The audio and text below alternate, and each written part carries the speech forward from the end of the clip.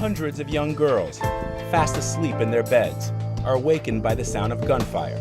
Armed attackers have stormed their boarding school and set fire to dozens of buildings.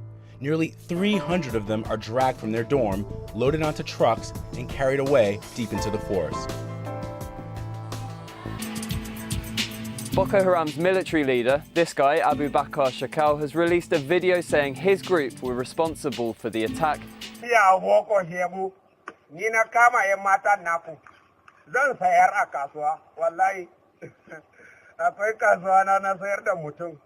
Allah ne ya ce in sayar me shi ne ya umurce ni in sayar. Zan sayar da mata, ina sayar da mata, in ji Allah ta'ala fa darbar riqab, hatta idza azhantumuhum, har sai kun jika ƙasa da jinin arkunan. In every nation, in every region, now has the decision to make.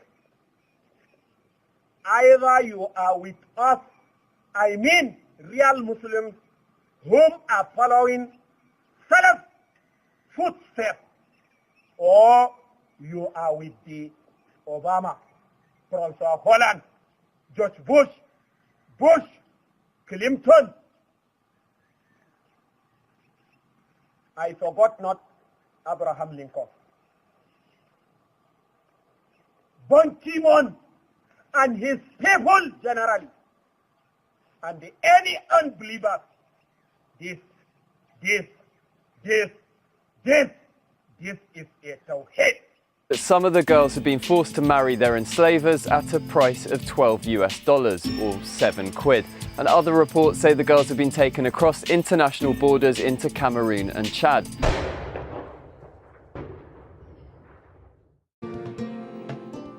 So, Boko Haram are a militant group in Nigeria. Their name means Western education is forbidden, and they've often targeted schools. Nawak is one of the lucky ones. She made a run for it and escaped. We thought they were soldiers, and they asked us to board a vehicle, she says, which was headed towards Damboa. And my friends and I jumped from the vehicle and ran back home. This one says the kidnappers told them, if you run, we'll kill you all. But I'd rather die running, she says, so I jumped over a wall and hid in a tree all night. Says in just the first 3 months of this year, more than 1,500 people have died as a result of the insurgency in northeastern Nigeria. 1,500. This time, their targets were young girls. This kidnapping has gripped the heart of the nation and exposed the inability of Nigeria's government to protect its citizens.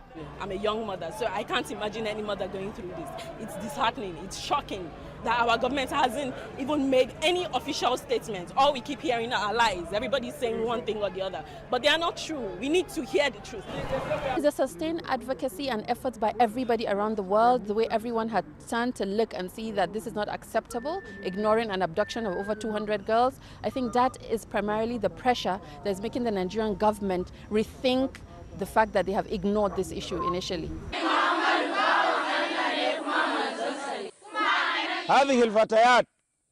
These girls you occupy yourselves with their affair, we have indeed liberated them.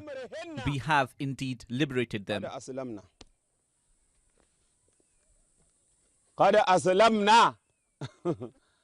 Do you know we have liberated them? These girls have become Muslims. They are Muslims.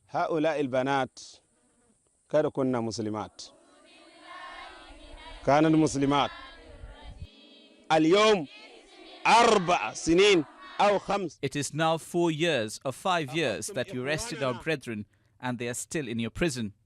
You are doing many things to them. And now you're talking about these girls? We will never release them until after you release our brethren.